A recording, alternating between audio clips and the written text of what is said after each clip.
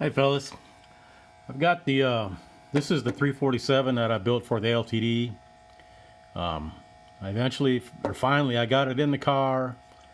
I've initially had a road race oil pan on it, and just before I put it in, I thought I better mock it up and make sure it clears the headers, and it didn't. So I took it off, and I've had this drag race pan, so I put it on. And I knew it would clear the oil pan, so I didn't mock it up like a knucklehead. And when I got it all in, got everything together, the last thing I was doing was putting a dipstick in, and this is what I run into. This is the fitting from the original dipstick I had.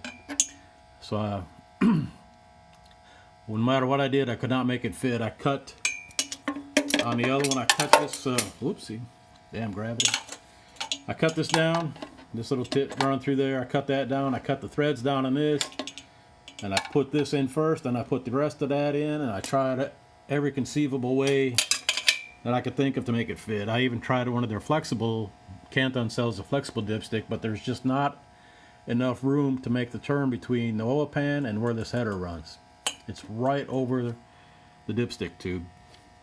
And the aftermarket oil pans don't have this little channel or a notch cut in it or formed in it for the dipstick like the factory pans do. So this pan is coming off. It's going on that engine I got mocked up for the blue car. The original engine in the blue car is coming out. I broke the shift fork, and so and that engine leaks. It's tired, so I just decided to while I've got it here, instead of swapping the trans and running it some more, I'm just going to put this other engine in. But back to this thing. This is the 347. It's going into my 88 GT, which I hope to have running this year.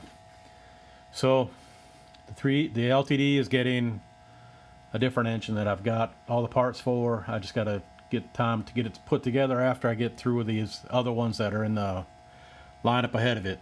But that'll be going by end of March, April.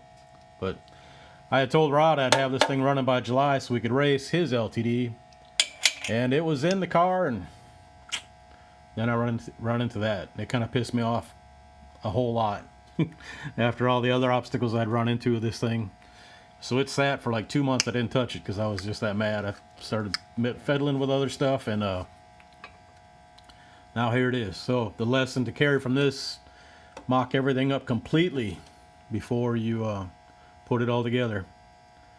So you can bet when I put this pan on that engine, if the headers don't clear, then I'm gonna take the pan off and I'm gonna make a notch like that so I can run the stock dipstick. So that's another lesson from the aftermarket industry. There is no such thing as bolt-on parts. You gotta tweak and fiddle and massage just about everything to make it work the way it ought to.